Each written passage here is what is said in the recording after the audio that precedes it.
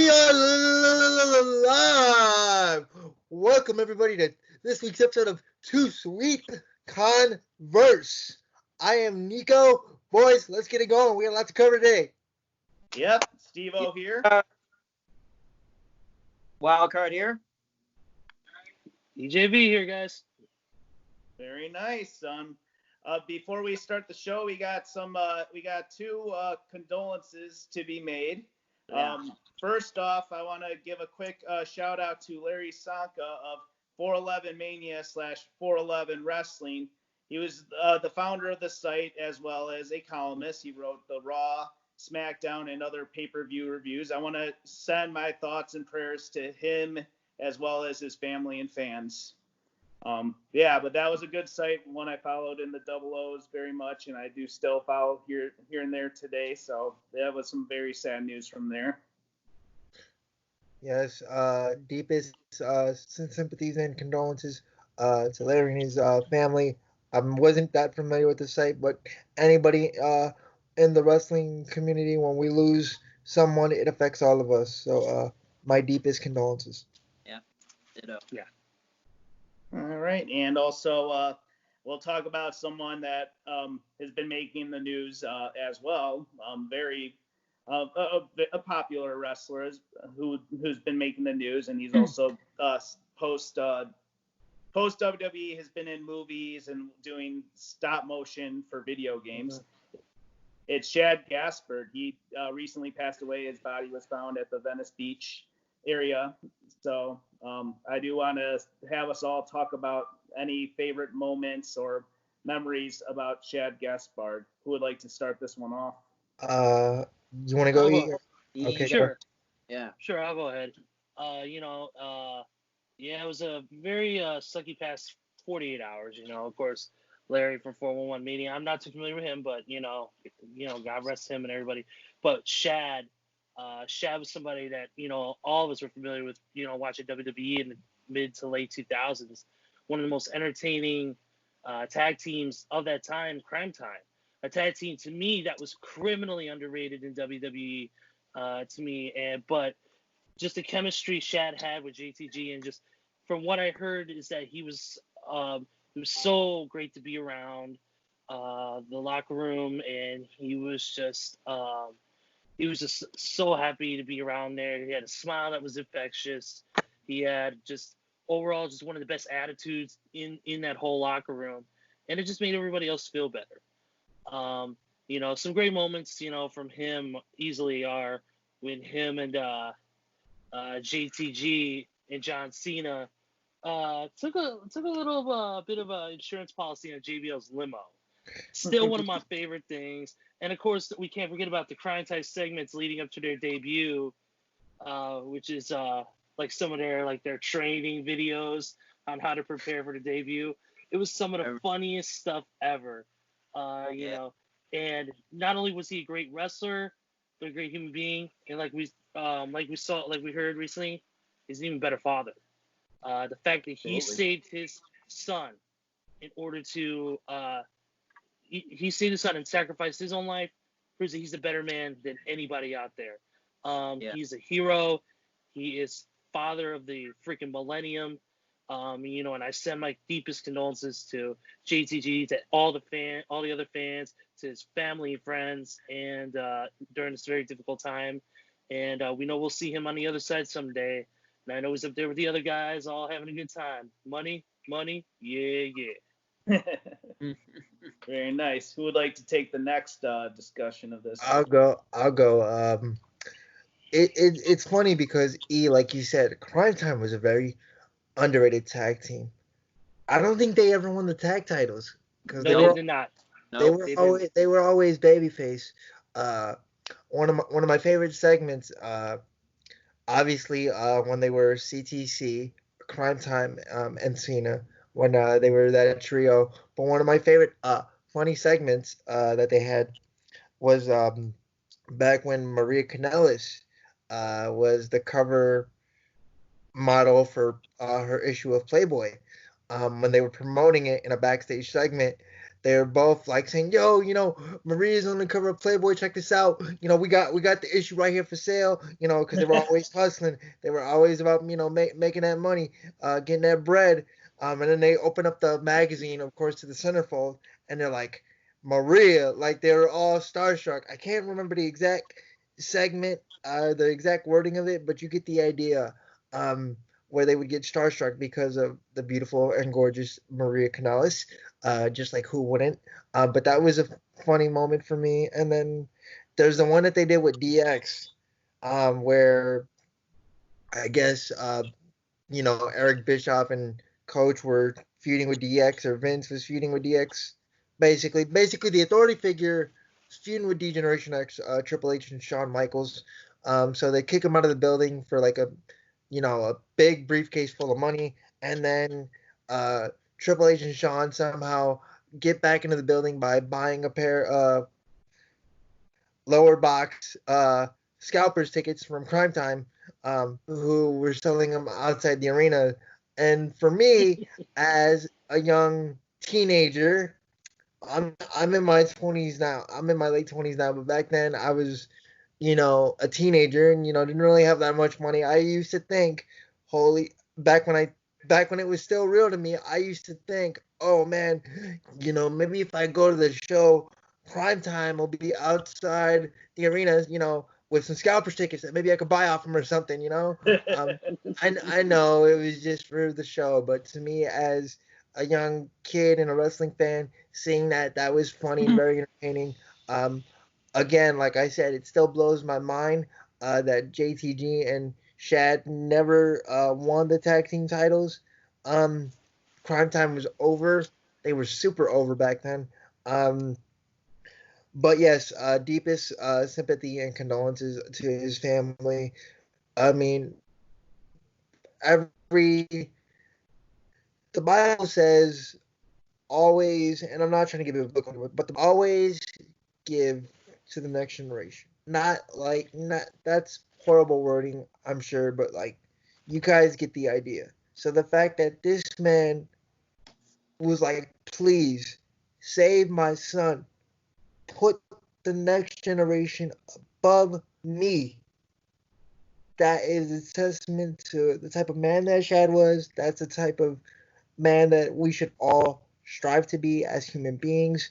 I mean, you heard the story about last year that he stopped someone who was committing, a robbery with a gun. He just jumped in with no hesitation. And it turns out the person that was holding a gun wasn't even holding a real gun. He was holding a BB gun. But he did it because it was the right thing to do. And his main objective out of all that was, man, I just want to get home to my son, but I got to do the right thing here. That's the type of man Shad Gaspard was. And to his family and to his friends, this is affecting all of us. We are with you in prayer, because, like I said earlier, in the professional wrestling community, whether we like somebody, whether we don't, when one of us goes down, whether you're a performer, whether you're a fan, this affects all of us. So my deepest condolences to Shad's family, his friends, and his friends. And like Ezra said, I look forward to the day where we meet each other on the other side.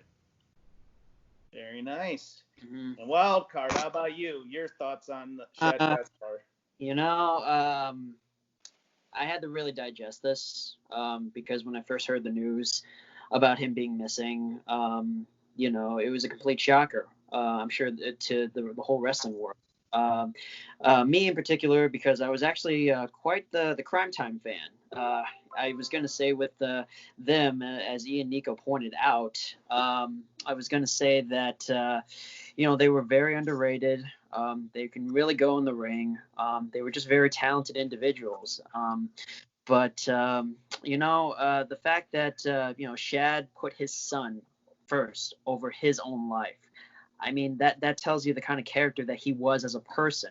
I mean, the thing is, we need more people like that. We need heroes like that in this community. We need more people like that in society, in the society that we're in right now. And it just bothers me that somebody that young, somebody that didn't even hit 40 yet, is gone.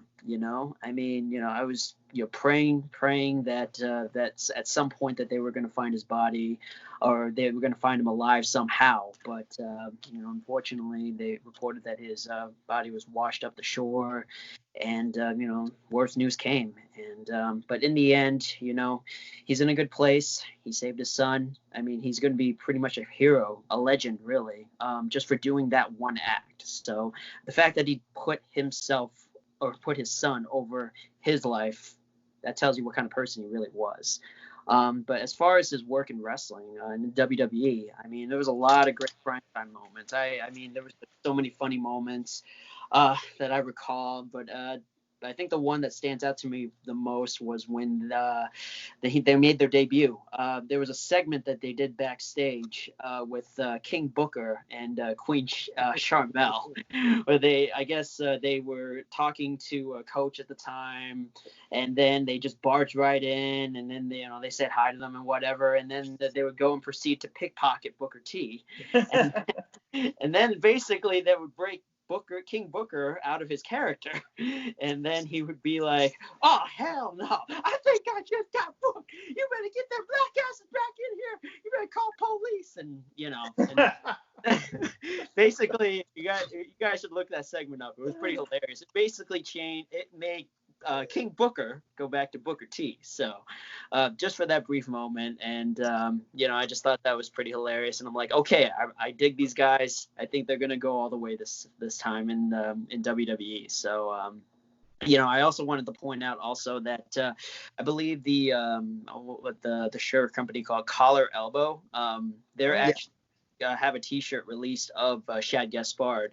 And all proceeds to that are going to go straight to Gaspard's family. So if you guys have the opportunity, please get yourself a shirt. Show your support. Yeah, you know what? We'll put a link in the description of the video on YouTube to purchase the shirt. Yeah. Right, Steve? Yeah, we can find one really quick. Yeah, that'd be cool. But yeah, we'll definitely get one up. Basically, yeah. So I'm planning on getting it myself too, just to show my support too. It's just the man died a hero. So God rest his soul, and we're praying for his family. Yeah. And before we get to the next segment, I do want to send my thoughts and prayers to all the fans, family, and friends of Shad Gaspard, as well as Shad himself. Very sad moment, and as we all mentioned, despite him and JTG never holding the tag team titles as Crime Time, they've actually made a pretty lasting impression. They definitely had some memorable moments. So sometimes you hear that argument that, the belt doesn't make a person, rather the person makes them themselves. Like, this is a case where it's like, okay, these guys are over without the tag team championships. And that was one thing I was thinking of as one of my favorite moments, because if you remember that pay-per-view Cyber Sunday, this one was in 2008. You could the options you could vote for at the time was 3 tag team matches to be on the card. One was a mixed match tag. I believe it was Mickie James and Jamie Noble versus I want to say Paul Burchill and Katie Lee was one option. The other option was a tag team title match. I believe it was Kofi and CM Punk were the tag team champions at the time, and they were going to take on Ted DiBiase Jr. as well as Cody Rhodes, Legacy or whatever they were called. The other option was Crime Time versus The Miz and John Morrison, and that was a non-title match. Yet, despite those options with popular stars like Mickie James as well as Kofi and CM Punk, the winner of that was Crime Time versus The Miz and Morrison, showing that even without a title, that they could actually leave a lasting impression on the fans. And I think with their vignettes and all the moments you guys described, they can make a lasting impression. And Chad, after his departure with the WWE, has proven to be very successful and proven himself as a great character as a person, helping his son survive in a grave situation such as the riptide that happened at the beach. But if you guys go look this up, he actually did motion capture for Bane in a Batman video game called Batman: The Enemy Within. And if you look it up, the footage is really cool. If you see a side-by-side of Batman fighting Bane, it's him and another actor just kind of like choreographing. It looks really cool. I recommend you guys check that out. But that's pretty much all I have to say. My condolences to Shad Gaspard. Just goes to show you how versatile he was as a person. Yeah, I actually did, to interject to your point, Steve, I actually did not know about him doing the God of War motion capturing for the video game. But when I saw the comparison, because while I never played God of War, I've seen video clips on YouTube or whatever. Great game. If you're a gamer and you're into single player games with like a story and fighting, I recommend you get God of War. But seeing the comparison and like how they kind of used his likeness a little bit with the character that he was motion capturing for, I thought it was very cool and something very unique, and I had no idea about before all this. But to me, I thought it was something very cool. Very nice, yeah. And he does a lot of stunts. You can look up his filmography on either Wikipedia or IMDb. Yeah, wasn't he in Get Hard with Kevin Hart and Will Ferrell? Yes, that is correct. He was in that. He did. I'm trying to think of some of the others. I guess he had an appearance in Key and Peele, the show. Very funny show. Yeah. I think I remember that too because like, oh, those guys were on there. It was like a quick one-off thing, but yeah. Yeah, but yeah, look it up. He's had quite a life. I mean, it's tragically short, but I mean, God bless him for him and his accomplishments and his good character. Yep. Unfortunately, we're gonna be talking about another tragedy right now. Before we get into the Double or Nothing and the Cosplayer of the Week, it's the tragedy of the death of Owen Hart. We've seen quite a bit of stuff on in the news lately. There's the Dark Side of the Ring special, which is reported to be one of their highest rated episodes of the show on Vice recently. That was reported, and then Chris Jericho had Owen Hart's wife, Martha Hart, on Talk Is Jericho. So right now we're going to talk about the whole Owen Hart situation. We're going to be talking about the following things, such as the the Edge pay-per-view, our thoughts on if the WWF or WWE, whatever you want to call it, had responsibility in the matter of the death and how it should have played out. Other things we're going to talk about is maybe some of the episode in the podcast of Jericho itself, and also if we believe that he should get into the WWE Hall of Fame, as well as some of his matches and memories that we've had. Who would like to start this one off? You guys want me? I can go. Sure. Go ahead, Nico. Yeah, because I'm a little. Okay, I've always said this, and if anybody who knows me, Ezra, you know this. My favorite professional wrestler of all time has always been Bret the Hitman Hart. But if you look at Bret's I think Bret is the best technical wrestler without a bell from as soon as that bell rings till the end of the match. Nobody can touch Bret the Hitman Hart, in my opinion. If you want to mention somebody else, that's fine. I'll gladly debate you. But in regards to the better performer, there's nobody better than Owen Hart.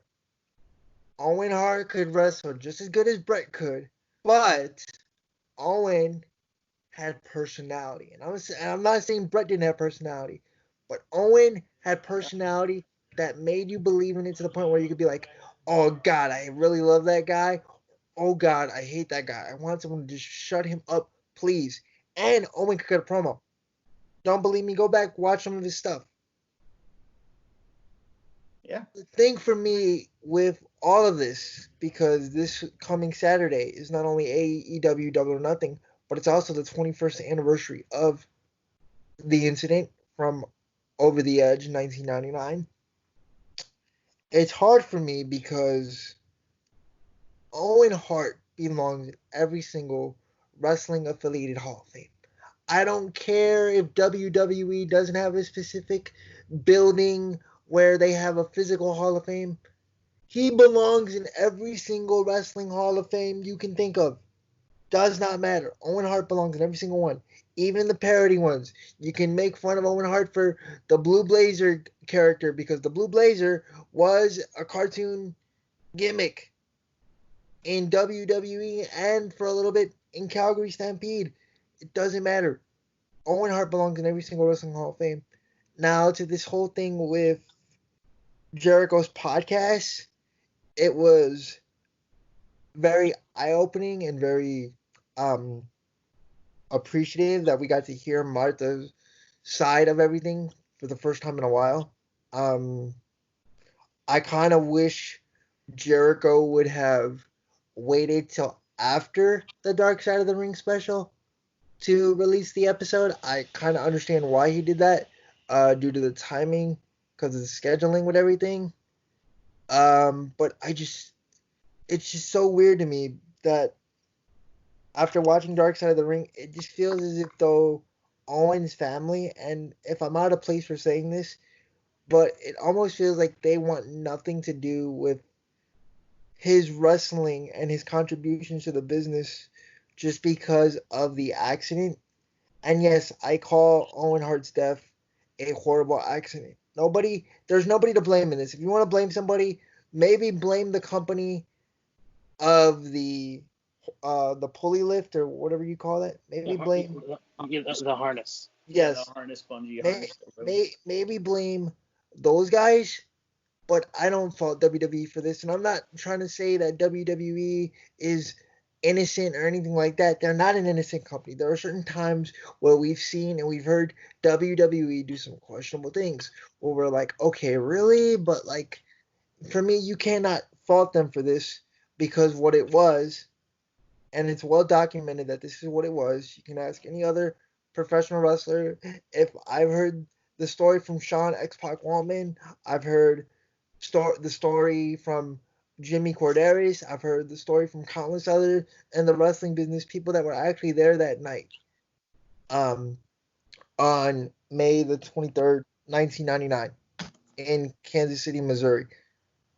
What it was Owen Hart was supposed to suspend from the rafters down to the ring in his blue blazer attire. The boa, in regards to the outfit, accidentally hit the lever that was supposed to release upon touching it or whatever. It released prematurely because the boa got caught in the harness, and that's what caused it. Now, Martha Hart showed the type of lever or lever, whatever you want to call it, that was supporting hit Owen's weight. It did look a little odd, but my thing is that should be on the company because the Hoyer company, excuse me, I'm going all over the place, but I think it should be on those guys because one, it's their equipment. Two, these were the same people that apparently were used to suspend Sting from the Raptors to the ring for WCW shortly before that event. So I mean, you can't blame WWE for saying, "Oh, wow, this is the same company that just worked with Sting. Why not use those guys?" Because I mean, if I'm a company, I would kind of want to do that too. When Sting is one of WCW's, your rival promotion's top 5 stars at the time. I mean, I know I'm going off case here, but you kind of see where I'm going with it. To me, Owen not being in the WWE Hall of Fame, it just doesn't feel right. I have empathy and I sympathize towards Martha and her situation. I commend her for being a strong single mother and just immediately doing what she felt needed was right to raise her 2 kids. But just to say, oh, Owen should not be honored by the WWE, it just, to me, it just doesn't feel right because that's where everyone got to know as Owen Hart as a household name. And from the way the Dark Side of the Ring documentary was presented, it feels like his kids don't want him to be honored by WWE either. So I mean, who knows if Owen Hart will ever get into the WWE Hall of Fame? I think he should. Um, Obviously, he deserves to be alongside his brother Brett. Um, Based on the fact of look at their match at WrestleMania 10. You want to talk about a good wrestling match where you can say, "Hey, I want to introduce this person to pro wrestling." Watch Bret Hart versus Owen Hart WrestleMania 10 and sit back for 20 minutes. I had the pleasure of talking to referee Earl Hebner during All In weekend back in 2018 because he had a picture where it's him, Brett, and it's Owen, and I got him to sign that photo. I asked him, "What do you remember about that match?" He goes, "All I had to do was ring the bell and just let them paint a masterpiece. I didn't have to do anything." I know I'm rambling and I'm going all over the place, but Owen to me was the best ever. And for him to not be in the WWE Hall of Fame, whether you like WWE or not, it doesn't sit right with me at all. It really doesn't.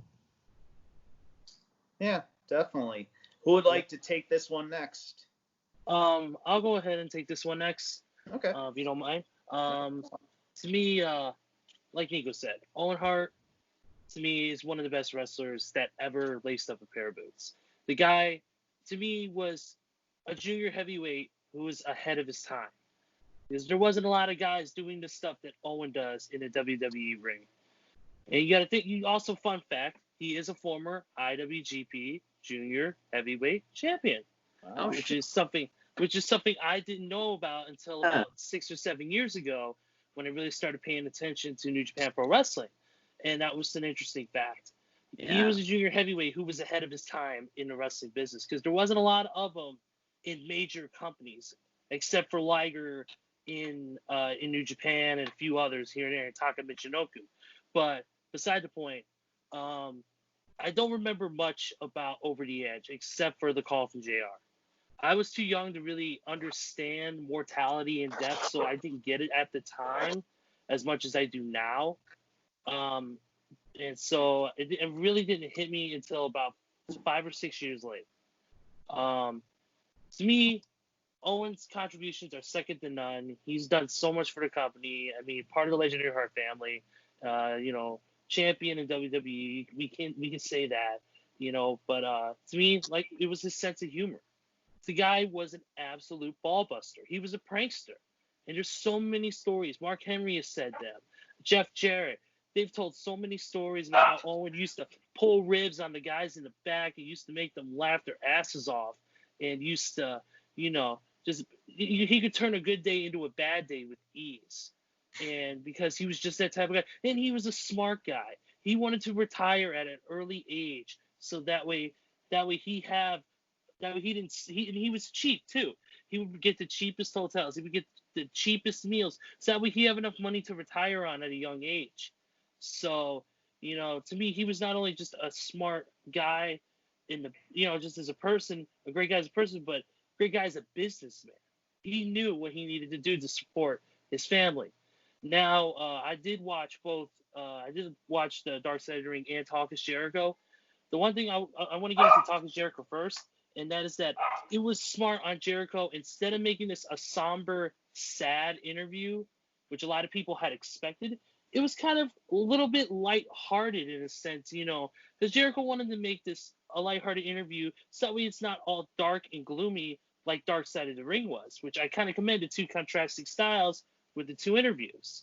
And to me, as far as the part that killed me when I watched Dark Side of the Ring was when JR talked about how Kevin Dunn was in his ear and told him, "Do you have an update on Owen?" And Kevin Dunn said, "Yeah, he's dead.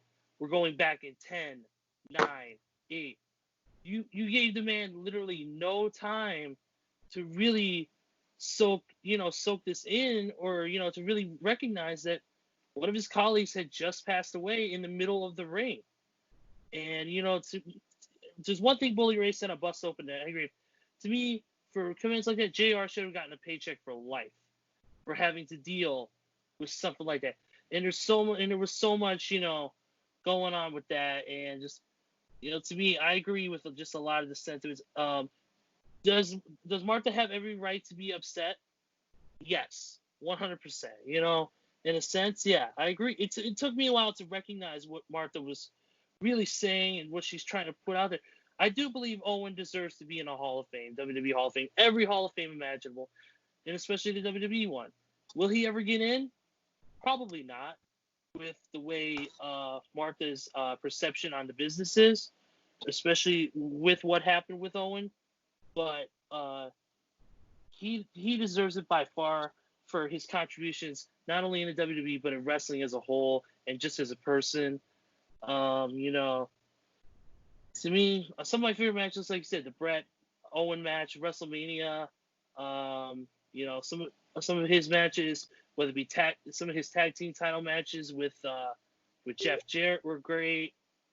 Some of of course, his time with the Nation of Domination was great, including the whole him getting parodied by Jason Sensation, and of course the start of the Nugget chants, which is one of the most over things at the time. I am not a nugget. But to quickly finish what I'm saying, and we'll get to Mr. Wildcard here, is I just want to say, for those who don't know, real quick, that Pro Wrestling Tees, Dark Side of the Ring, and Owen Hart Estate has signed a licensing agreement to print some shirts.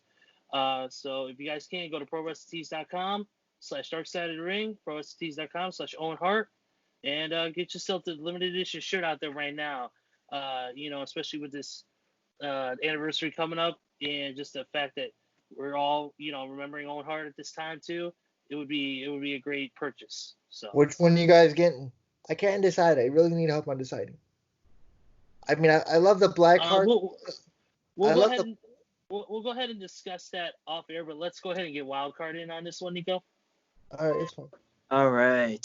So, well, first off, I will say this. I have not actually got a chance to listen to both podcasts, the Talk is Jericho or the Dark Side of the Ring, so I can't really give my full assessment on it until I actually listen to both of them. So I probably won't talk about that too much.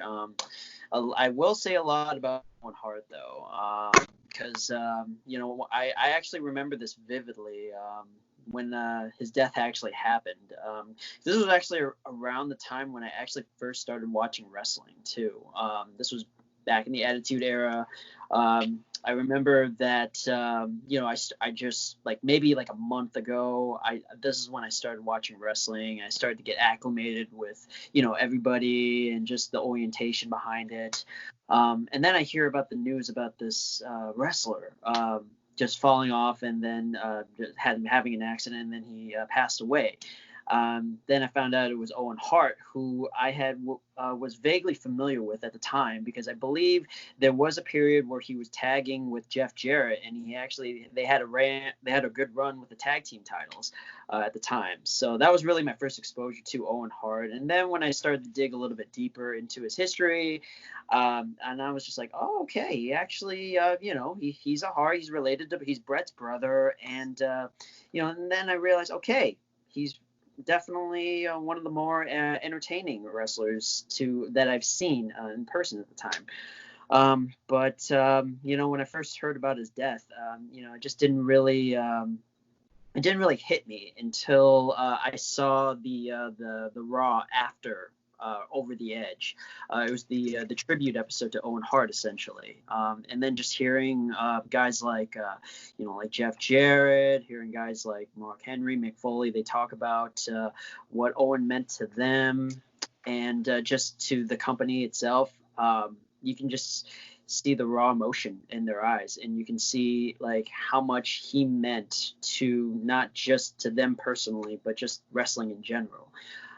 So I mean, and just getting a chance to see what he can do in the ring from previous matches. I'd say one of my favorite matches for sure has to be the WrestleMania 10 match he had with Bret, because that was just a classic right there. That's one of those matches I can definitely watch over and over again. just because of how good he was, not just from a technical standpoint, but from, like you guys said, he was very charismatic, and he can definitely had really good promo skills at the time. I think that, Owen will go down as one of those guys who will be one of the greatest of all time without actually holding a world title, which is very unfortunate. But in terms of whether he should be in the WWE Hall of Fame, I think he deserves it, because, I mean, he's definitely earned the right to be part of that class. But with a lot of the controversy that's being talked about right now, it's kind of hard to say whether if he will or not. So, my opinion, though, he's Hall of Fame bound, in my opinion. Okay, so yeah, I'm gonna share my thoughts on this before I get to the next segment. So, my first memory of Owen watching him was when he came in as part of the new foundation. I found out later that the Blue Blazer was him. Watching videos from the old days, I'd rent videos from the video store, and I saw, oh, this guy, the Blue Blazer. Years later, found out, oh, that's Owen Hart. I never knew that. But yeah, he was the tag partner of Jim Neidhart when Bret Hart started going solo, and then later he formed High Energy with Coco Beware. But that was not as interesting as when he finally, had that feud with Bret the Hitman Hart when, he was in Bret's shadow, and the Dark Side of the Ring kind of went into that, which I thought was awesome. Just get to the point, and they shared the Canadian Stampede, which, yeah, I completely forgot all those amazing flips he could do. It was incredible. But as far as where I found out the news of Over the Edge happening, or his death happening, I didn't have a pay-per-view at the time. I was about 15. The show was going on, and then my dad said on the news that they just reported Owen Hart was dead. My heart sunk. I was like, oh my God, is that serious? Found out later he fell from the rafters. People in my school at the time were like, oh my God, that's probably just a storyline. Then later on, people found out, nope, that was certainly no storyline with that. So to get a little into my thoughts with that, WWE, I wish they are fully responsible. No one had any malicious intents with that. Obviously, it was a freak accident, very upsetting. It's not a black and white answer to whether this is something that could be resolved. To point fingers at people, but I mean, yeah. I wish he could make it into the WWE Hall of Fame one of these days, because whether you like the WWE or not, it's one of the biggest wrestling companies around, and I think that I don't know, you prove you've really made it in the industry if you are in that Hall of Fame. However, at the same time, though, with Martha, Oj, Athena sharing their thoughts on the Dark Side of the Ring, I could understand where they're coming from, where they wouldn't want to work with the WWE. They don't want the WWE profiting off of his death, to say, by selling merchandise or having him at their Hall of Fame.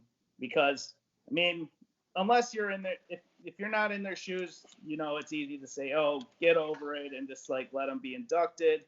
However, if Owen was any of our father or, whatever, just we'd probably be feeling certain ways and resentful to the company. So that's pretty much my take on it. I hope that maybe one of these days it can happen. However, I just don't see it happening any time in the near future. As far as a few other quick favorite moments of Owen Hart I've liked his feud with Stone Cold Steve Austin. I loved him as in the Hart Foundation stable with Bret, Brian Pillman, British Bulldog. I really like that. I actually enjoyed his feud with Ken Shamrock a lot. It was crazy that he just bit him and then he joined the Lions Den match after. Yes. Yep. The Lions Den match. Amazing. I love that match. Yeah, to piggyback off of what you're saying, Steve, I know I keep interjecting a lot. I'm sorry. I'm just really passionate about this particular subject because of how great Owen was. Do you guys remember that pop that the Hart family got at Canadian Stampede '97? Oh yeah. Watch that entire main event. watch that entire main event and the pop that every single one of them got. It was like it kept building and building. You go from Loose Cannon Brian Pillman, then you go to Jim the Anvil Neidhart, then you go to the British Bulldog Davey Boy Smith, and then you go Owen, and then it builds and it builds.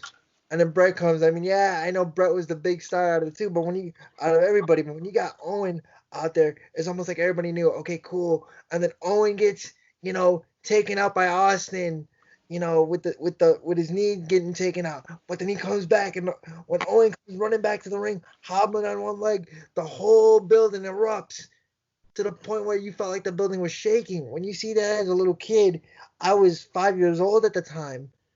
I'm just like, wow, this is what pro wrestling is. Okay, this is cool, So like, all right. I'm sorry. I get a little emotional. And you want to talk about how the importance of Owen Hart is? We know the controversial angle between Owen and Steve, where unfortunately Stone Cold Steve Austin broke his neck on the pile driver from Owen at SummerSlam. I want to say that was SummerSlam '97. Am I right on that? Ezra, you're a good historian. That was SummerSlam '97, right? I think it was SummerSlam. Yeah, I think it was '97. Okay, SummerSlam '97. We all know about what happened there. Did Owen call to check on Steve? Who knows? Steve said no, but whatever. Fast forward, the Raw tribute show to Owen. Austin is in the ring, giving him the salute with the beer. One last cold one. And Austin is getting emotional. What does that tell you about the type of person that Owen Hart was as a human being? Not just as a great professional wrestler, but as a human being. I hope one day he can take his rightful place alongside the members of his family in the WWE Hall of Fame. We'll see. But that's I'm done. That's my last take on everything.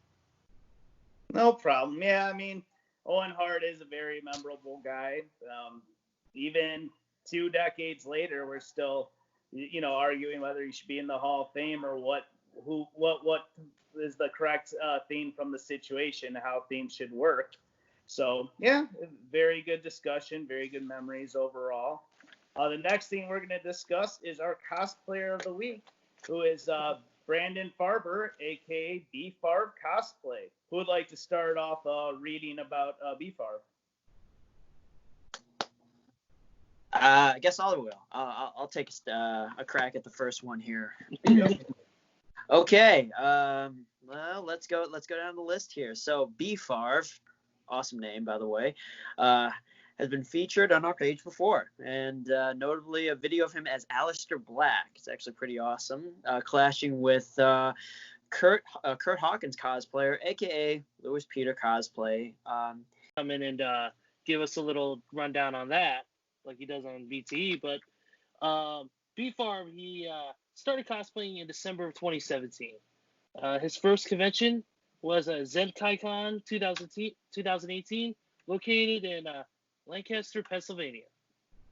Favorite wrestlers include Jeff Hardy, Lita, Buddy Murphy, Aleister Black, Ruby Riott, Carlito. So this guy's cool. Finn Balor, Mr. Anderson or Kennedy, whichever. Yep. Okay, he's from the guy from Wisconsin that's really loud on the mic. And along with hold on, who else? Along with the Dudley Boys, his signature cosplays include Jeff Hardy, Allison, and Finn Balor, and he's also done Star-Lord for you non-wrestling cosplayers who love Marvel Comics or the Marvel Cinematic Universe. Which Star-Lord, I blame you for everything that happened. Thanos destroyed the world because of your stupidity, Star-Lord. Okay. So some of the cosplays he's currently working on are Buddy Murphy and Darby Allin. And just to clarify a point earlier, this was a mistake on my part of the script. I just want to emphasize BFarve is actually training under Mikey Whipwreck from who many of you may know from ECW. I just wanted to clarify that. Yeah. He's training at He's training at the, I believe it's called the Monster Factory. That is Mikey Whipwreck's school I believe it's in Pennsylvania or in New York. That's where he's training at. So. Quick correction. It looks like it's PPW Underdogs in Hazleton, Pennsylvania.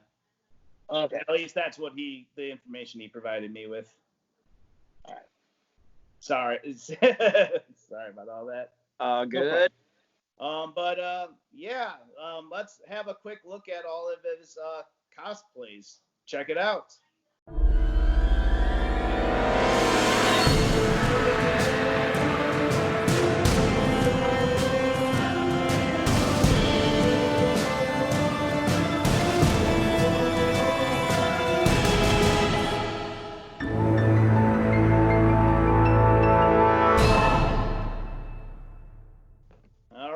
So we're back, and that was BFarve Cosplay. Be sure to check out his social media as listed. If you do wish to be a cosplayer of the week, please send your submission over to the Too Sweet Cosplay Facebook page, and you might be featured in a future episode. I hate you. I hate you drinking a Pepsi on camera in front of me. What is wrong with you? So now, for our main event topic of this week, we're going to be talking about AEW Double or Nothing, which airs this Saturday on pay-per-view. So there's a total of 9 matches, and we're going to share our thoughts on each match, discuss who we think's going to win, who we think deserves to win, and we'll kind of go from there. So we're going to start it off with the buy-in match. It's going to be the Private Party versus the Best Friends. Who would like to take this one? I'll go because it's not even that long anyway. I'm just gonna go with Private Party on this match here. Just because big fan of those guys. They can definitely go in the ring. Yeah, they may be spot monkeys at times, but they definitely proved that they belong in an AEW ring. Not to discredit the Best Friends because they're good in their own right too, but I'm just gonna go with Private Party on this one. Very nice. Go ahead. For me, the obvious one for me is Best Friends. They've been on such a hot win streak lately in the tag team division ever since the pandemic started. They have just been on a roll. I don't see them getting derailed right now. Would I like Private Party to get back into a comfortable spot? Yeah, because this technically is a number 1 contendership match for the AEW World Tag Team titles. Oh, yes. So, to me, Private Party would be a great little spoiler to come in there and get a title shot. But to me, I think it's going to be the Best Friends. They're going to walk away with the number 1 contendership for the AEW World Tag Belts. Best Friends. All right, Nico, what's your pick for this match? Yeah, what the hell was that? I said, give the people what they want. Oh, that was you? Okay, I thought that was Andy's phone or something. Yeah, I'm gonna have to agree with my best friend, Easy over here. I think the Best Friends take this one. You know what sucks about this being on the buy-in? This is literally gonna make Jim Cornette hate the freaking pay-per-view and probably not watch the entire pay-per-view because of this match. Because I can already tell you what's gonna happen here, and I don't hate the idea, but like I love the idea. What it's gonna be dive, hug, dive, hug again probably, finish, or something like that. But yeah, Best Friends get the win. Chucky T and Trent Beretta. While I like Private Party, I think like Ezra said, Best Friends are on a bit of a winning streak. Keep the momentum going. They got their buddy Orange Cassidy on one of the big matches later on in the main card. So I think Best Friends get the win. Very nice. Yeah, I'm gonna echo EJV and you too, Nico. Best Friends get the win. They have a little bit of a more of a hotter momentum at the moment over Private Party. No disrespect to them. I like both teams. But yeah, the Orange Cassidy association as well. I'm just like, okay, that screams more of a number one contender than Private Party at this moment. Best of luck to either guy, but if I were betting money on this, I would just go with the Private Party person. All right, sorry, the Best Friends personally. Hey, I'm the lone wolf on this one here, but I'm sticking to my team and I'm sticking to them. So. Well, there you go. At least you're not a Fairweather fan or nothing. But the next match is, themes have been changing with this. It would normally be the Casino Royale. However, this time it's the Casino Ladder Match. And I'll read off all the participants, and then we can make a pick from there and maybe even guess the mystery participant. We got Darby Allin. We got Colt Cabana. We got Orange Cassidy, as mentioned in the match. Also, Ray Phoenix is involved. Scorpio Sky. Kip Sabian. Frankie Kazarian, Luchasaurus, and as mentioned before, a mystery opponent as well. So who would like to take this one to start? I will go first because I will be brief. Okay. I honestly don't care who wins this match. In my heart, I want it to be Darby Allin, but I think what they're going to do with him is they're going to kind of put him down more of a downward spiral where he's so close to winning the big one, but he just doesn't, and then maybe that alters his character a little bit. Maybe he becomes a little bit more darker. Maybe he turns heel, whatever. But in my heart, I want Darby Allin. Would totally be okay if Scorpio Sky wins the match because they kind of gave him a run when AEW was first on TV back in October. They kind of gave Scorpio Sky a bit of a singles run, but then they immediately threw him back in full-fledged tag team mode with SCU. But I think Scorpio Sky with the vignettes and the video packages they were doing a few weeks ago, where maybe they might start pushing him again as a singles. So I'd be cool if Scorpio Sky won the match. But the one thing I do not want out of this match, please, All Elite Wrestling, AEW EVPs, whoever the hell I got to yell at during this podcast, do not, under any circumstances, do a spot where Orange Cassidy has his damn hands in his pockets and he has to hippity hop up the fucking ladder rungs with his hands in his pockets. Because then what are you going to do when you reach the top of the ladder and your hands are in your damn pockets? You can't grab the chip because your hands are in the pockets. So please, for the love of God, don't do that spot. I'm channeling my inner Jim Cornette here. That's what I was gonna say. It's stupid. That's what I was gonna okay? say. Calm down. I like Orange Cassidy. He's a great guy. Shut up. But seriously, I like Orange Cassidy. He's a great guy. He's funny. He's good in character. He gets a reaction from the crowd when he tries. But seriously, don't do a spot where he's at the top of the ladder, could win the match, but his hands are in his pocket. Please don't do that. I know they're going to, but I'm begging you. Please don't. All right, I'm done. All right. Who would like to take the next prediction? I guess I'll go ahead and take the reign on this one. This is actually a really tough one for me because there's a lot of great competitors. I mean, I would love to see, like I said, I'd love to see Darby Allin get the chip. I think he's been so close, and I think maybe this could be it for him. But then again, like Nico said, they're setting him on this kind of darker side of his character, this downward spiral, where he could turn heel and really make an impact as a heel. Scorpio Sky, another great pick. For me personally, I'm gonna go with Darby Allin, just because I don't think it's the most obvious choice. Because Frankie Kazarian could get it, because he's been, world champion before. Scorpio Sky, they gave him that AEW World Title shot when Jericho was champion. I can see him winning it, but I'm gonna go with Darby Allin. And as far as the mystery person, that is difficult because there's so much free agency and there's so much talent that hasn't been on the show because of the pandemic. As you saw, the Bucks came back just in time, and Hangman Adam Page came back on AEW Dynamite last night, which would be, of course, last night at the time of this taping. But for me, I'm thinking it could be Pac. I'm thinking it could possibly be Pac. I mean, you think you'd get his visa in time though, or with the travel ban? Maybe. I was considering it though. I could consider it. If anybody, I'd go with Drew Gulak. to let people know right off the bat, his contract expired. So that means he is 100% free. He does not have to sit for 90 days. He doesn't have to wait for that to go away. He can literally sign with any company, make any appearance that he wants to right off the bat. Same thing with Jon Moxley when his contract expired from WWE.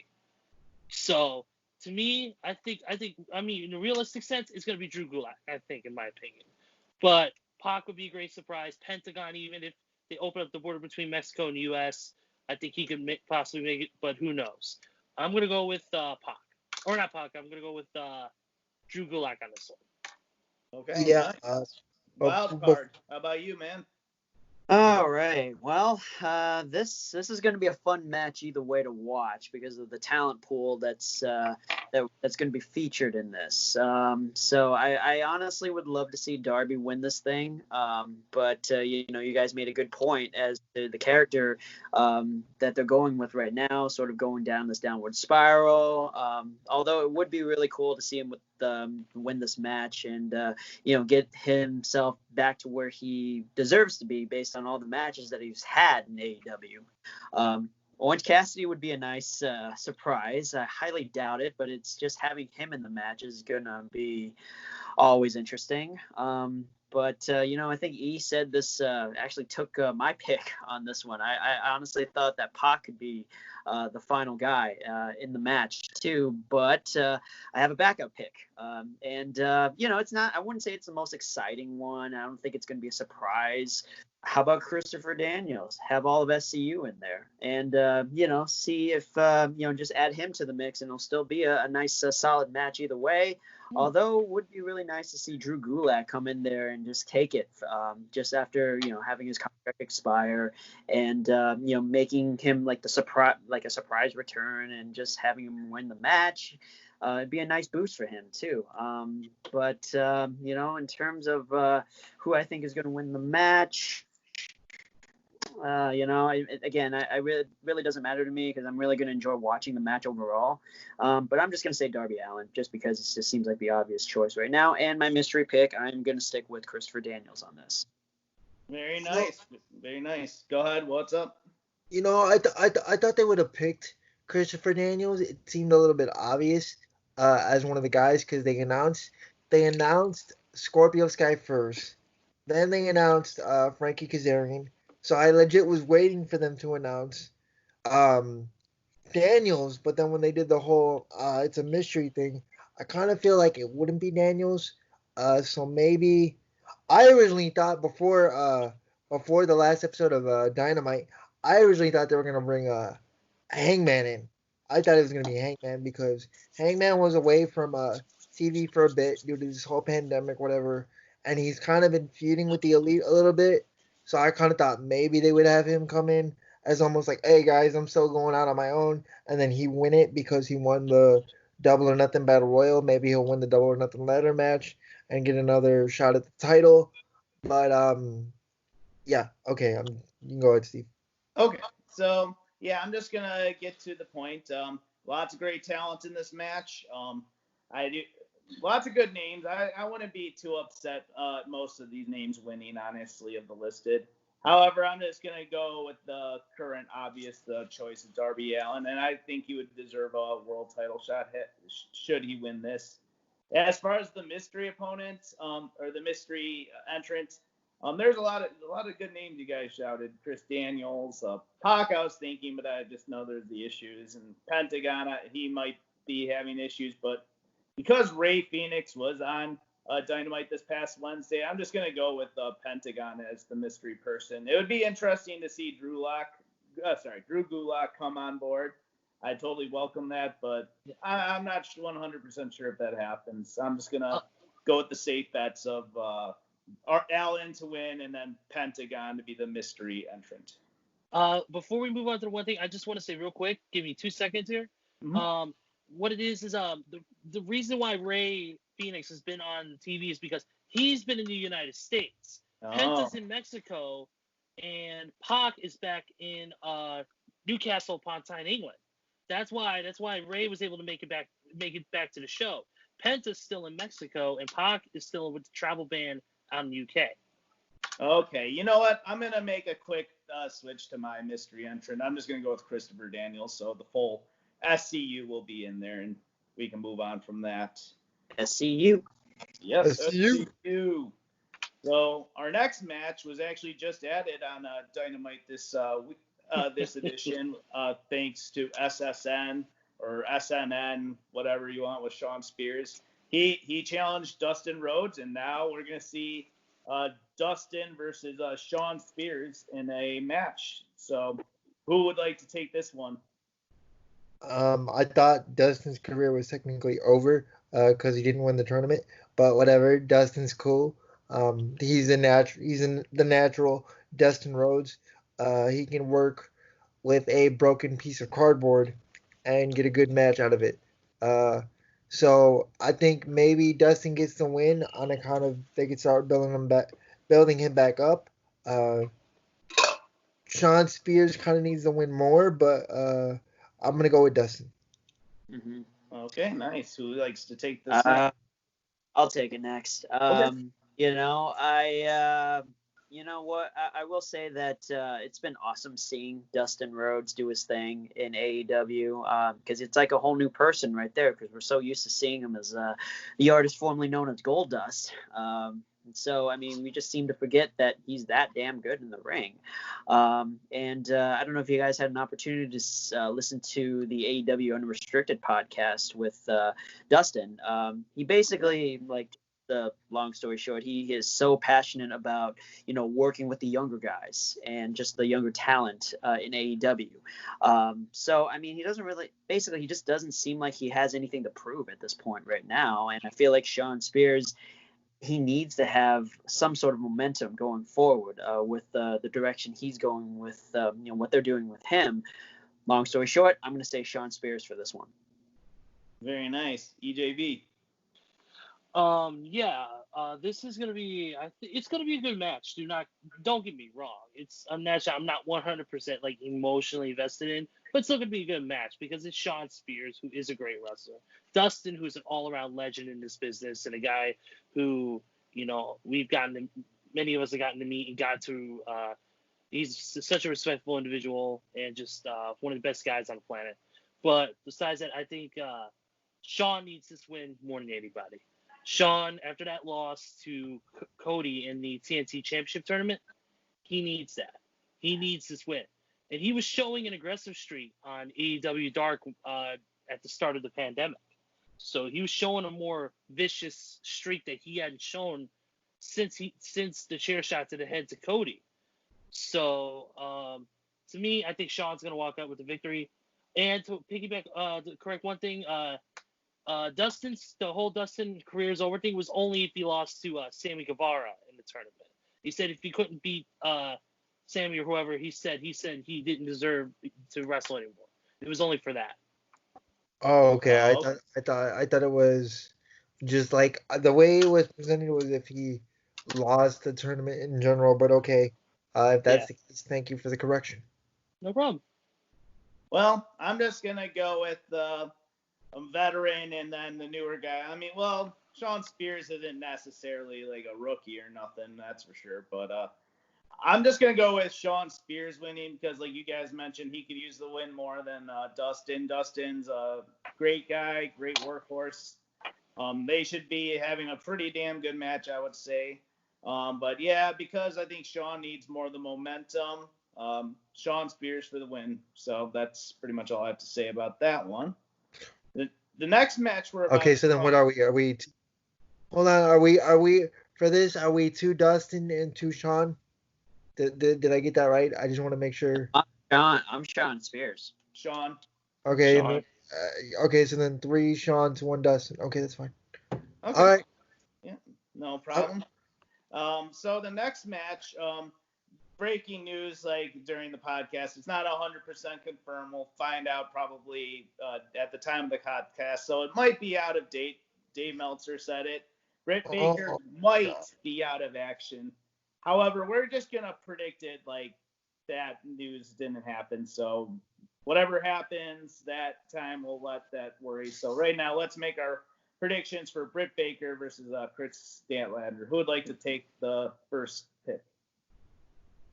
I'll go ahead and take this Okay. one. I mean, I know me and Andy are rocking his or her Bebe's T-shirt, which Nice. you can't get anymore. But this is gonna be a good match because if this happens, Chris Statlander, of course, great competitor. She's the alien gimmick I kind of don't get, but her athleticism is off the charts. She's really a hard-hitting athlete, but Britt Baker's been on another level since the pandemic started, and with the whole thing with Tony Schiavone start really kicking it off with the barista comment, and for what she said, if you guys listen to both her Talk of Jericho interview and her AEW Dark interview, she's been actually working with Chris Jericho on her heel promos because this role model promo is actually a kind of a take off of Jericho's role model promo from the WCW days. So she's been working closely with Jericho and Shivani and all them on promos. But to get to the point, I think Britt Baker's going to walk away with this one. She's just been on too hot of a roll, and I don't see them derailing her right now with her heel gimmick going so well. And no offense to Chris Statlander, because she's been number one contender before and been close to the championship, but Britt Baker, she's just on another level when it comes to her when it comes to the momentum she's having right now at this time in AEW. Very nice. Who would like to make the next pick? Do you want me to go? Come on, Nico. Yeah. Go ahead. I'm utterly devastated. I'm not trying to jump the gun about the news that Uncle Dave reported. I can't confirm this because he blocked me a long time ago on Twitter. But I pray, for the life of me, I pray that Uncle Dave Meltzer is wrong and that Britt Baker is going to be able to compete this weekend at Double or Nothing. To me, she has been the face of AEW's women's division, not only during this pandemic, but since the beginning of the year. When she first started this role model gimmick and did the heel turn, I immediately was like, okay, and you guys know me, I'm a huge Britt Baker fan. To me, she is, not has been, but she is one of the nicest persons or people I've ever met in professional wrestling, inside and outside of the ring. Followed her since she used to be on a wrestling web series called Chair Shot Reality that was based out of Pittsburgh. That used to be on WrestleZone.com for many years. So that's where I first got introduced to her. Saw some of her stuff on the independents. Saw her do, dark matches for WWE. I was like, okay, this girl's making her way up, the ranks. Saw her and met her during All In weekend. That was like her first big break. She'll even admit that to you, that All In was something special. Then all of a sudden, she's the first female signed to AEW, and it's like, all right, now she's going somewhere. The babyface, being, a doctor in her field, didn't go over as well as people thought it would have. This heel thing, this whole role model gimmick is something that's just taken off, and it's caught like fire. You guys see me tweet about it almost every Wednesday night in support of her. So obviously, I'm gonna go Britt. She needs to win more to keep the momentum going. I would have loved to have seen what they were gonna do with her and Cheetah. We'll talk more about Cheetah later, as I think that was gonna play into Britt's story. But until I hear otherwise, I'm gonna go Britt Baker for the match, and I hope that the injury allegedly that she sustained on Dynamite isn't as bad as what I'm hearing. Very nice. Wild card. What's your take? Very short. Britt Baker next. That's that. That's all I'm gonna say with that. Just because, everything was pretty much said right there. She is on a roll right now, and I don't really see any reason why she wouldn't want to win this match. So basically, Britt Baker. Yeah, I'm just gonna echo that. As long as she's good to go. Britt Baker to win, especially this will play into my next pick later. But yeah, she's been an awesome heel. Chris Statlander isn't bad, but I don't know. Britt's basically like the top women's star of AEW, in my personal opinion, as well. So I'm just going to go with Britt Baker on this one as well and move on from there. It'd be very, I was going to say also that if I chose Chris, then it'd be very contrary to the shirt that I'd be wearing, because, I mean, being that I am wearing Adam Cole's shirt there, too, so I... Wait. You didn't say it right. It's Adam Cole. Yeah. There you go. Yeah. Nice. So the next one, in my personal opinion, is pretty much straight up obvious, but I'll read it off anyways. MJF versus Jungle Boy. Who would like to take this one? Why are we even discussing this, okay? Why are we even discussing this? I'm about to go full MJF heel in a moment here, because you're looking at Jungle Boy Jack Perry, skinny guy, looks like a Stretch Armstrong with anorexia, with Fabio hair, and he got, of course, he's gonna probably be accompanied by Marco's stunted growth, Oh my God. This is the biggest. He's facing the biggest and fastest rising star in the history of professional wrestling, and the face of all elite wrestling. Yes, I am an MJF mark, but and he would gladly roast you like a Thanksgiving turkey in person, and I would love that. Yeah, come on, let's play horse. But anyways, to be serious about this is that to me, MJF and Jungle Boy is actually, even though it doesn't seem like an important match, it is. It's an important match for one person, Jungle Boy. And MJF proved that with this promo that he cut on the Road to Double or Nothing that was posted a few days ago. He built this match just by one promo. He built this match and made this match more important than it ever was originally thought of.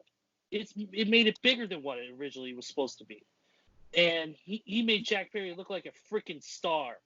Just by the words coming out of his mouth. And Jungle Boy didn't have to say anything himself. So to me, I think MJF's gonna walk out with the victory. But Jungle Boy, he's gonna look like a bigger star in the end, because like Bully Ray said multiple times on Busted Open, you don't have to go over to get over. Very nice. Who wants to make the next pick? I'll go. I think MJF gets the win, but to kind of echo what Ezra said, you don't have to go over to get over. I'm interested to see how Jungle Boy is able to get over in this match, based on the fact that while I like him with Luchasaurus, I think they need to start being able to see it if he can start going out on his own.Maybe not with the Jungle Boy kind of like Tarzan Jungle Boy-esque type of gimmick, but like just something, because he's a young dude. What, is he even 20 yet? Is he in his 20s? I think Jungle Boy has. I think he is 20. I believe he's 21 or 22. Okay, he's 22 years old. The dude's gonna be a stud in this business. Start giving him a little bit of momentum, so down the road, whether it's in a couple months or in a few years, as a wrestling fan, I can care about seeing Jungle Boy on his own instead of just saying, oh, he's with Luchasaurus, the dinosaur guy, and Marco Stunted Growth. So that's all I mean. I think MJF gets the win, but I hope Jungle Boy is able to get over. All right, Wild Card, your thoughts? Did a little spot checking here. So Jungle Boy is 22. So so he's got quite the career ahead of him. I'm going with MJF on this, but I think that as you guys pointed out, I think they're gonna make Jungle Boy look really good again in this match, because he can definitely go. He'll probably make it a little bit more exciting than we probably would anticipate, knowing MJF Because if it was a match between him and Marco Stunt, that'd be another story. But I think that with MJF going with his all-around heel persona, and his momentum seems to be on his side right now. You can't help but choose MJF in this case. But I think Jungle Boy is going to put on a good show as well. Yeah, obvious answer is obvious. MJF wins. I'd be okay, I guess, with a upset if Jungle Boy really, puts on a good match. He has some potential. I like him and I like Luchasaurus. I think they're good. I think Marco Stunt's the Scrappy-Doo of their little faction they got going on. He doesn't impress me at all. Scrappy-Doo. Yep. Okay. I had to do it. Getting straight to the point, MJF wins, but they should have a decent showing. The next match is no disqualification bouts for the AEW Women's Championship. Nyla Rose will be defending her Women's Championship against Hikaru Shida. Who would like to take this one? I'll go because I'll be quick. Shida, enough said. Okay. Who else? I'll go ahead and take it next. It's gonna be Hikaru Shida. I think Nyla Rose, don't get me wrong, she's been dominant. Has she been the most exciting champion? Not exactly. But to me, Hikaru Shida, I think she's got this likable attitude about her and this aura around her that just it speaks to the fans more to be the champion. Because to me, the fans appreciate her more because not only because of her talents in the ring, but her talents outside the ring. The fact that she plays piano, she's a cosplayer, all this other stuff. She's got that likability. She's got that likability that a lot of other competitors may not have. That connection to the fans. But overall, I think they've been building her so much lately, and I think this is the perfect time to pull the trigger and give Shida the AEW Women's title. Very nice. Wild card. Momentum seems to be on the side of Hikaru Shida here because Nyla Rose, ever since she won the AEW title, hasn't really impressed me, as champion. Sure, she's big, she's bad, and she has the potential of breaking you in half. But right now, it just seems like AEW is going in the direction of booking Hikaru Shida as their next AEW World Women's Champion. So I'm going to go with Hikaru Shida on this one. Very nice. I'm going to repeat all of what you guys have said. Hikaru Shida will win, especially since there's now an advantage of the no disqualification rule. You know what? It's kind of sad, but I think one of the best parts of Nyla Rose's whole reign is just her saying, "I got your kendo stick, bitch." I don't know. That when she said that, I fucking was cracking up. I don't know. Yeah, I mean, I'm not, no disrespect to Nyla Rose. She got a great story. For obvious reasons, I'm not gonna get into it. But just there's nothing that makes me say, "Oh my God, Nyla Rose is on my television screen. I need to watch." But here's the thing that I don't want to happen, but I have a feeling it will happen.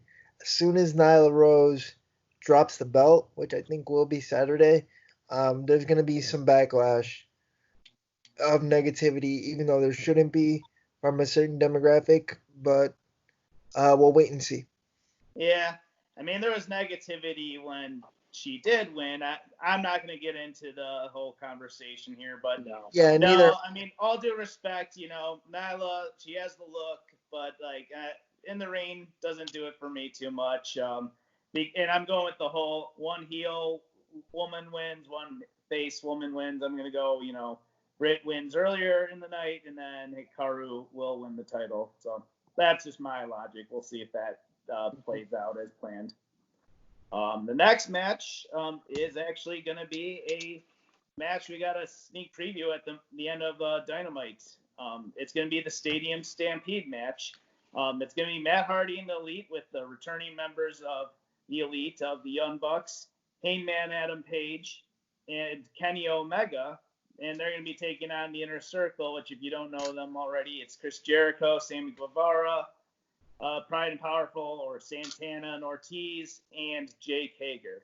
I'm not really sure. Do you guys know how the team gets the victory for this match? It's a pinfall or submission, but the ring is going to be set at the 50-yard line, and basically no disqualifications, no countouts, anything goes. Yeah, I got a question here. Is this supposed to be? Is this gonna be a live match, or is this gonna be like taped? I think it might be live because they said because I think they're probably going to have extra camera crew ready to go for this event. Okay, here's why I asked this. Because if you remember the empty arena match I just did a few weeks ago between Hager and Moxley, Yeah. how well did that go? I don't know. Like pretty It much was like the, that's it was roughly it, the it, 15 it to was the drizzling freaking night. It was the instant night will go to sleep shits. Okay, and the fact that they've been building to this big war between the elite and the inner circle, and you're doing it inside of a football stadium with no fans. The last thing I want to see is what I saw less than 4 weeks ago with what they did with Moxley versus Hager. And I fear we're going to end up seeing that again. I guess I'll go with the Elite since they're the baby faces here. But I don't really care. All right, who would like to pick next? I guess I'll go on this one. Okay. Yeah. I kind of I see your point, Nico, on that because the whole Moxley Hager match was a complete snooze fest. But I don't think it's going to be the case for this particular match. Yeah. Maybe it'll be a little bit more exciting, but it could potentially be very boring at the same time. We don't know. We haven't had anything like this. We haven't seen a match like this before.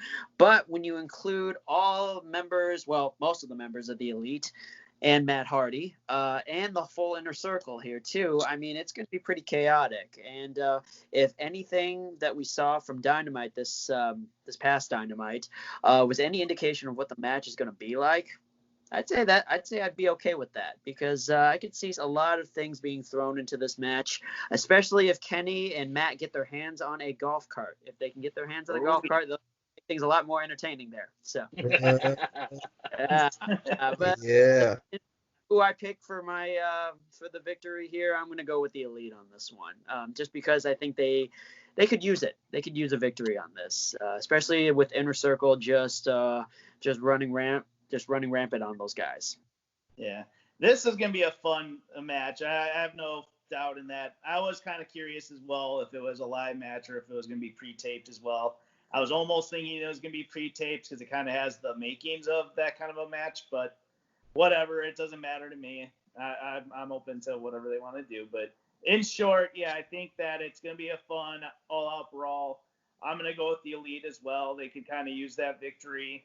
I think we'll see some more hinted dissension between Adam Page and Kenny Omega in this match. It's not going to be their split yet, which will eventually come, but not yet as Heyman Adam Page has just returned. But let's have a ball. I think it'll be a good match, and that's all I can say about that. I just want to also point out that it was pretty awesome to see Hangman sprint all the way down that football line. Dude, homeboy fucking 50-yard, basically 50-yard shot put down the freaking line in cowboy boots. Yeah. Beat that. Look, I know Jim Cornette is gonna roast that probably on his podcast tomorrow, so I look forward to hearing that. But Jesus H Christ, homeboy in cowboy boots. What? Yo, to kind of piggyback off of what you were saying, Steve, real quick fast.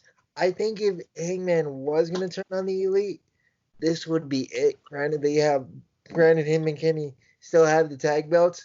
Why, I don't know, but whatever. I honestly think this would be the moment, though, because if you saw at the end, after Hangman, did his job, he basically checked out while the remainder of the Elite were starting to celebrate. Hangman went on about his merry way. So I don't know. Yeah.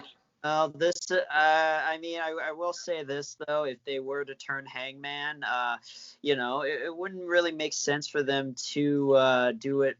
To me, at least, it wouldn't really make sense to do it for this Saturday, especially since they still have the tag titles. The scenario that I kind of see here is that they drop the titles and then Hangman turns. I mean, that's kind of the classic way of going about it. That may be a little bit more on the conservative side, but that way they don't have to worry about that, because if he were to turn on them, this Saturday, okay, what are you going to do with those tag titles? You're just going to drop them straight out, and then you're going to end up having a tournament for them. So, I mean, what are you going to do?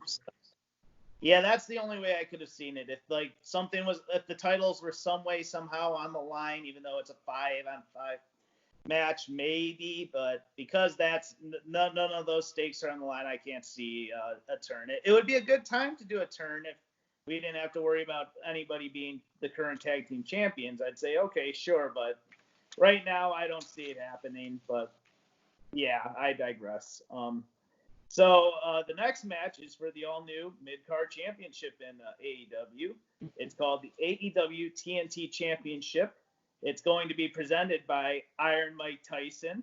And the finalists in it are Cody Rhodes alongside Arn Anderson, maybe Brandy too, taking on Lance Archer, who will have Jake the Snake Roberts at his side. So who would like to start this one off? EJV, how about you, man? Oh, yeah, I'm taking this one, of course. Realistically, it's going to be Cody. I mean, come on. It's the writing's there on the wall, basically. I mean, this is his quote-unquote last shot for a singles championship in the company. It's kind of obvious that he'll get it with Iron Mike Tyson there. But if I had to go with my heart on who I want to win, easily the Murder Hawk himself, Lance Archer. But he died. To me, everybody fucking dies. And the reason why I picked Archer is because, in my heart anyways, is because, to me, while Cody has been on a roll himself, nobody's been more dominant since they've been on this roster than Archer. To me, they've been building him so freaking high right now. He's been destroying, laying waste to everybody. Hell, he choked San Marcos Sutton into the damn crowd like a month ago. For Pete's sakes. Turned him into a freaking toy. So to me, I know realistically, Cody's going to become the new TNT champion with Iron Mike Tyson being there, because I think he'll neutralize Jake the Snake. But to me, in my heart, I want the Murder Hawk to get it. Very nice. Who would like to make the next pick? I'll go. I've been very impressed with how they've been using Lance Archer. So I was going to say, especially with the pairing of Jake the Snake Roberts. I mean, that is like a lethal combination right there. And the fact that Jake can still go on his promos too. I mean, it's very, very Jake the Snake Roberts like there. And the fact that you got those two together paired, I mean, that's a very lethal combination. And the fact that they've been booking him the way that they've booked him to the finals, it was been pretty predictable in this tournament how this was going to turn out. But the story that they built towards him and Cody, I mean, that's pretty solid, what they did over there. But honestly, it's going to go to Cody, I think, because I feel like he really needs it as much as Lance does, because I feel like there's going to be more opportunities for Lance Archer, even if he does lose this match, which I think he will. I could see him in running for maybe challenging the AEW World Champion, which we'll definitely talk about. But, yeah, because if you think about it, we're going to get to a second. If Monster retains, Archer somehow wins a Battle Royal or a number one contendership match, there's going to be some unfinished business with that. Just and hint. I mean, I don't want to give any of my predictions away here, but think about a potential matchup here between Mr. Lance Archer and Mr. Jon Moxley, especially with Jake Roberts by Archer's side. Just think about that. Think about that. All right, Nico. For my pick. Go ahead. Yeah, Lance Archer should win, but I think Cody will. In my personal opinion, and I don't dislike Cody. Cody is one of the nicest people you'll ever meet in wrestling. But in my personal opinion, Cody Rhodes should never, and I mean never, that's my best Chris Jericho impression right there, win any sort of title in AEW. Here's why. We all know he's one of the important EVPs of the damn company. Why does he need a championship title? Cody does not need it. Archer needs it because you'd rather have a monster as the champion and then you get some sort of babyface to knock him down a size. Plus, with how on fire Jake and Lance are, depending how it's booked, you got to protect those guys because those guys are your money right now. Yeah, Cody can get a good match out of anybody. Look at who he is. He's Cody freaking Rhodes. All right, he never has a bad match so far in AEW, but he just doesn't need the title. He doesn't need it. So in my heart, I hope they give it to Lance, but I fully expect them to give it to Cody. Please keep Randy Rhodes away from the ring. That's all I ask. Okay, I'm done. Yeah, so it's gonna be interesting because they're like heavily hinting that Tyson will probably get physical in the match in some capacity. I think, he's probably gonna help the face of Cody Rhodes, but I'd be cool with either guy winning the title. I mean, you can argue, okay, Cody shouldn't be awarding himself belts or anything like that, especially being a first ever of any kind of champion, but it's whatever. I personally don't care all that much about it. I care more. I'll talk about in the next match when we get to that. But so I think it's gonna be a great match. I'm confident Jake and Arn will get involved in some capacities. I think Lance Archer has been amazing. I love how he throws people out of the ring. I mean, throws people out when he's doing his entrance, beating the crap out of people as he comes to be in his match. That's so awesome. Classic New Japan right there, Steve-O. Oh, wow. Yeah, that was my knowledge.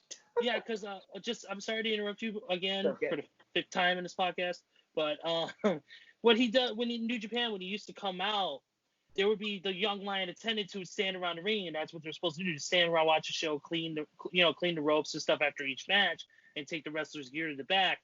They're also targets for Archer because Archer would walk to the ring, come in there and punch or kick each one of them in the face, knock them all down, and then go to the ring and get himself ready for his match.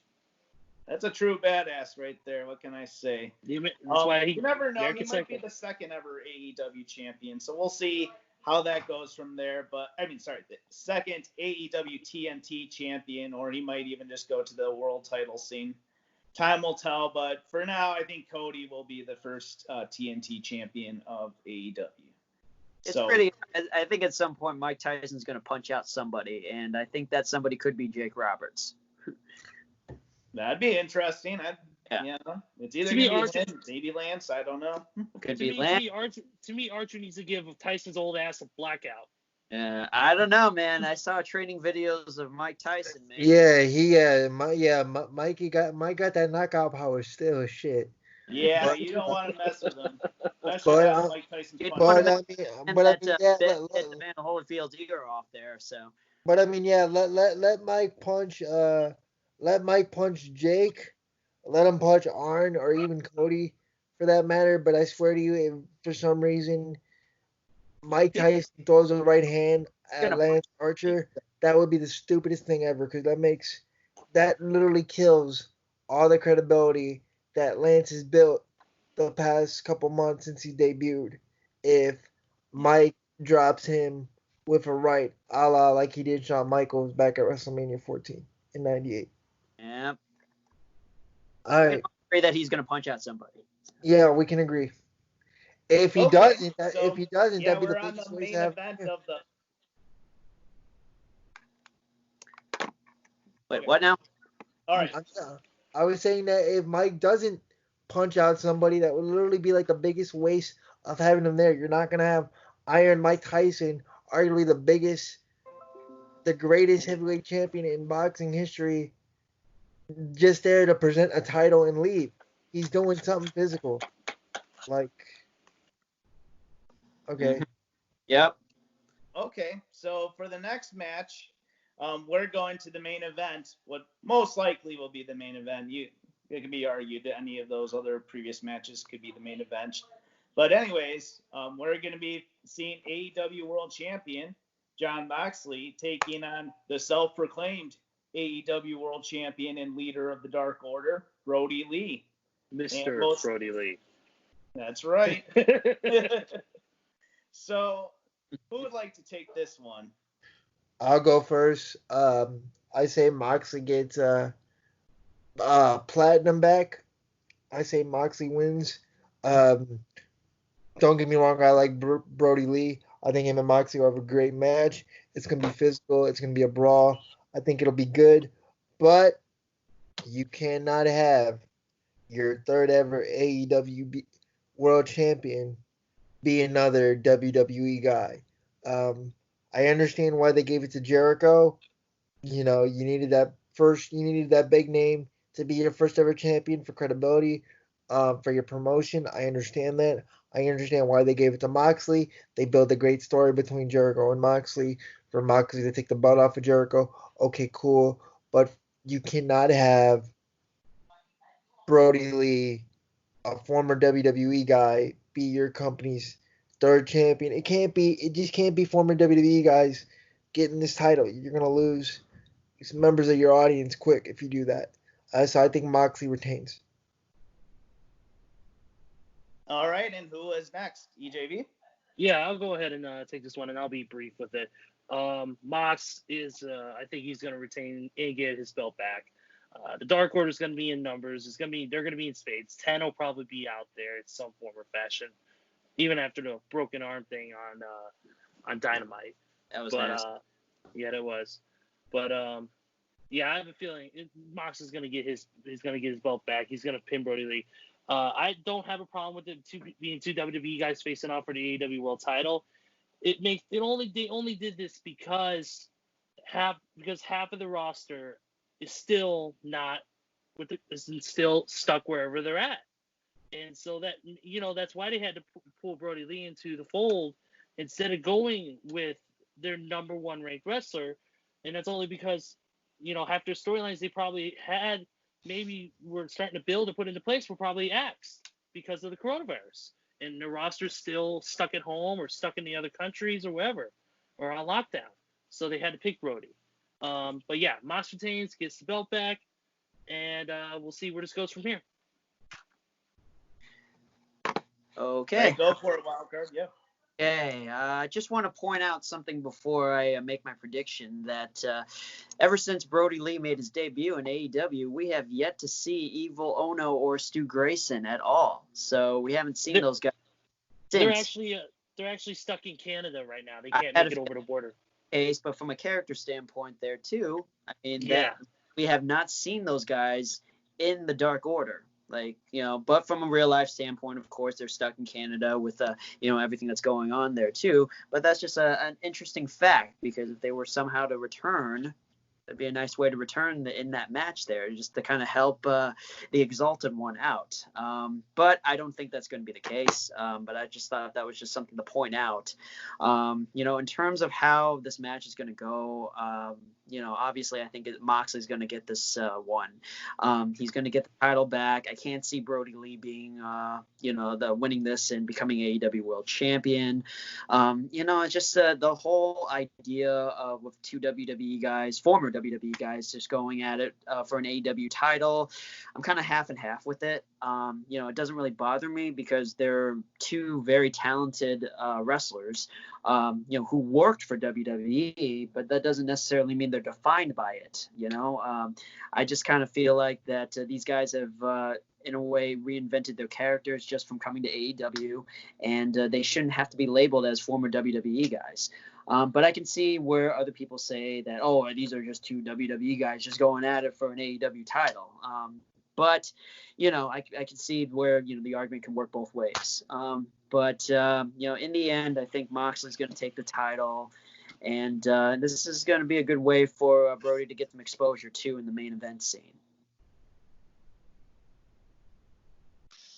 Definitely, yeah. So I think this will be a good match. Kind of talking about what Nico was talking about earlier.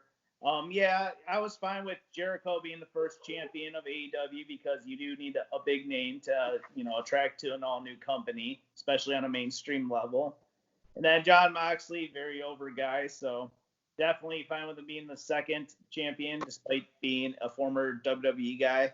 But I think it would be a big mistake to have your third champion be a former WWE superstar, especially one whose accolades were only they didn't hold the world championship. I mean, it wouldn't be the end of the world, but I mean, just I don't know. You're gonna start getting comparisons to WCW and TNA wrestling if that happens.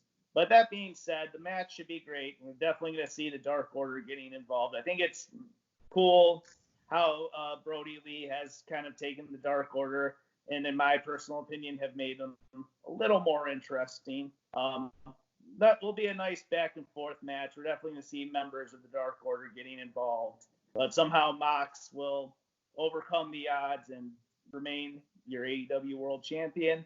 We might even see Brody Lee exile a member, maybe just somebody in a mask who messed something up, and maybe he'll be exiled from the group on Dynamite or at the end of the show. So that being said, yeah, Moxley all the way for this bout. Now, that being said, that is the end of our show. I hope you all enjoyed it. Lots of great discussion, be it Owen Hart, AEW, other past reflections. I hope you all really enjoyed the show. Yeah, definitely. We thank you guys once again for watching our videos. We appreciate the support. If you can, please subscribe to our YouTube channel and give this video a like. Any constructive criticism and comments would be appreciated as well. Let us know what you think. Yeah. Hey guys, thank you all for the continued love and support. Also, if you're a cosplayer that wants to be featured on our podcast, just send us a message at the Too Sweet Cosplay Facebook page, and we'll see if we can get you set up on a future episode. Definitely. Yeah. Hey, if your Double or Nothing predictions differ from ours, send us a message on Twitter or Facebook, or even leave a comment in the YouTube comment section here. Follow our social media platforms at Too Sweet Cosplay for Facebook, Twitter, Instagram, and YouTube. You can tweet me at my personal Twitter account at true_Nico, TRUE_NIKO. Let's talk some wrestling. Let's talk some cosplay. And have a great weekend, guys. If you ordering Double or Nothing, enjoy.